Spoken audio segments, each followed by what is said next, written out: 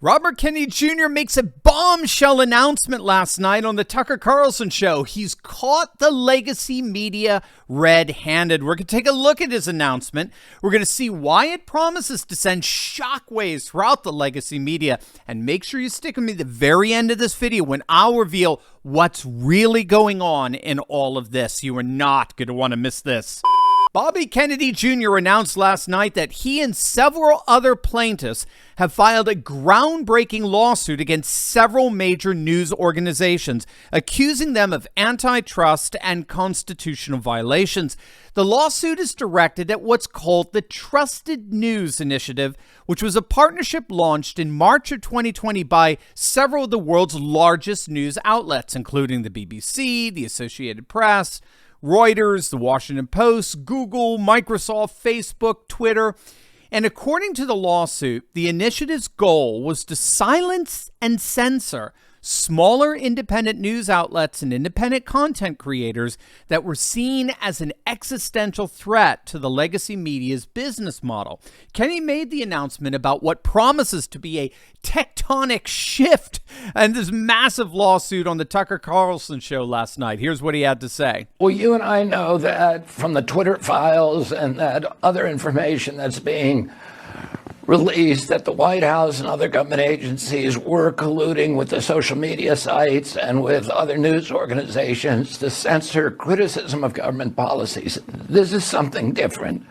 The Trusted News Initiative was a secretive cartel that involved the big legacy media companies that you mentioned, the Associated Press, Reuters, the Washington Post, and the BBC, and also the social media platforms, Microsoft, Google, Facebook, and Twitter. And it was an agreement that had two purposes. One was to suppress and censor any information, whether true or not, that departed from official government orthodoxies and government proclamations. I think probably the more motivating purpose of the cartel was revealed in one of the memos that we have obtained from BBC, which is to destroy their rivals in the independent media. The BBC memo says to the other groups, and it was BBC, which is a British government-owned news network, and it was the one that orchestrated this secret collaboration, anti-competitive collaboration. And what they said is, although we are ostensibly all rivals and competitors with each other, the existential threat to all of our business models comes from thousands of independent news sites who are now not only providing all this content that people are reading, but they're also diminishing trust in our organizations. And the way that we can destroy them, they called stamp them out and choke them. In this memo, they use those phrases, is to deny them platforms on the social media sites, because those platforms, the viral movement of these news stories is critical for the business models of those smaller news providers. So what they said is anybody who departs from the trusted news, which is the official government narratives of WHO, CDC, and the White House, and Anthony Fauci and NIH, we will make sure to identify them and to make sure that they are not given a platform. And again, Tucker, this had nothing to do with whether the statements were inaccurate. They use the word misinformation, and they acknowledge this throughout as a euphemism for any statement that departs from official government orthodoxies. Well, that was brilliant. That was a brilliant summation. Now, the memo he referred to there is a March 2022 statement by Jamie Angus, who was the then senior news controller for the BBC, the British Broadcasting Company. And that memo says, quote, "Of course, the members of the Trusted News Initiative are rivals, but in a crisis situation like this, absolutely, organizations have to focus on the things they have in common rather than their commercial rivalries. It's important that trusted news providers club together because actually the real rivalry now is not between, for example, the BBC and CNN globally. It's actually between all trusted news providers and a tidal wave of unchecked reporting that's being piped out mainly through digital platforms. That's the real competition now in the digital media world. And so what Bobby Kennedy is doing here is he and several others are filing an antitrust lawsuit against big media, the legacy media, for banding together in order to crush their admitted competition, and that crushing involves radically oppressive censorship and suppression. And here's the key to all of this. It involved the radical oppression and censorship of opinions and reportings that turned out to be true. Their crime was not a lack of facticity. Their only crime was that they dissented from the official government orthodoxies and government proclamations. The fact that the BBC is publicly funded by the British government provides a rather obvious bridge between big government and big media. According to the complaint, these are some of the examples of what the Trusted News Initiative members labeled misinformation that could not be published on the world's dominant internet platforms. Reporting that COVID may have originated in a lab in Wuhan, China. The so-called lab leak theory based on gain of function gone awry. Reporting that COVID vaccines do not prevent infection. Reporting that vaccinated persons can transmit COVID to others. And the big one, reporting that compromising emails and videos that were found on a laptop to Hunter Biden were in fact authentic.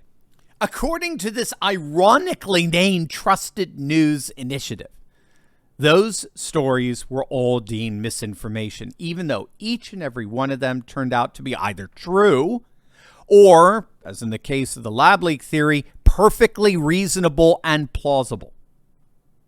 So what's going on here? We've caught the legacy media red-handed conspiring together with big tech to shut down dissent. What's going on? Why are they doing this?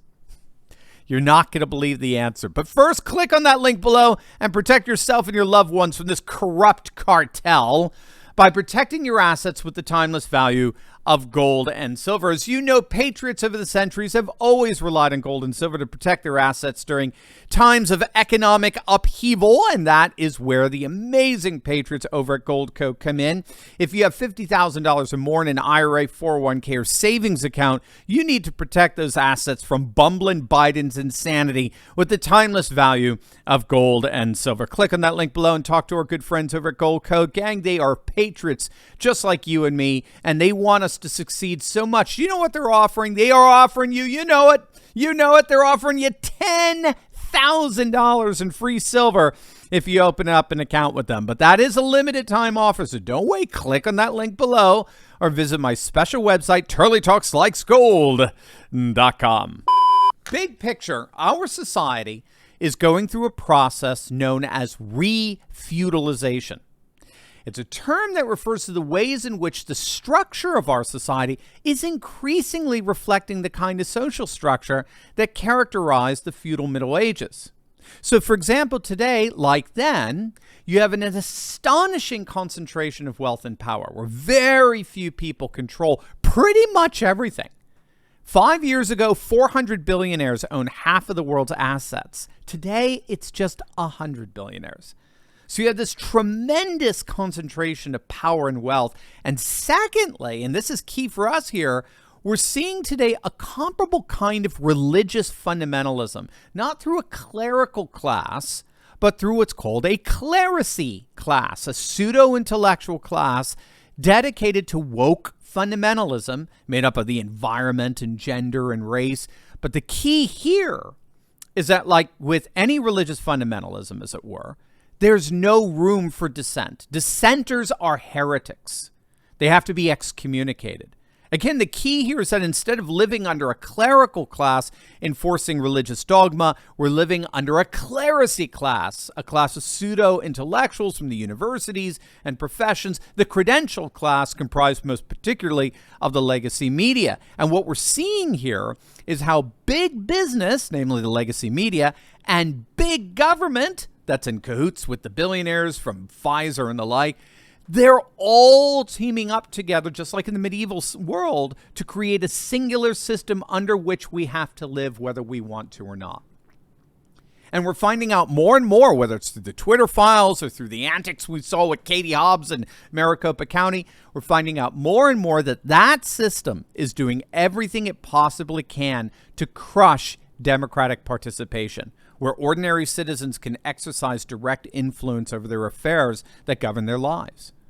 Our neo-feudalist system is doing everything it can to squash democratic participation. The amazing news is it's not working. The more the new clerisy class tries to impose its orthodoxies, the billionaires and bureaucrats, on the people, the more the people rise up and revolt. That is exactly what we're seeing with Bobby Kennedy and a number of other heroes. A revolt that promises to be just beginning. As always, make sure to smack that bell and subscribe button. You'll definitely want to check out my latest video on Jordan Peterson finally speaking out about Joe Rogan's issues. You're not going to want to miss that. So make sure to click on the link, and I'll see you over there. God bless.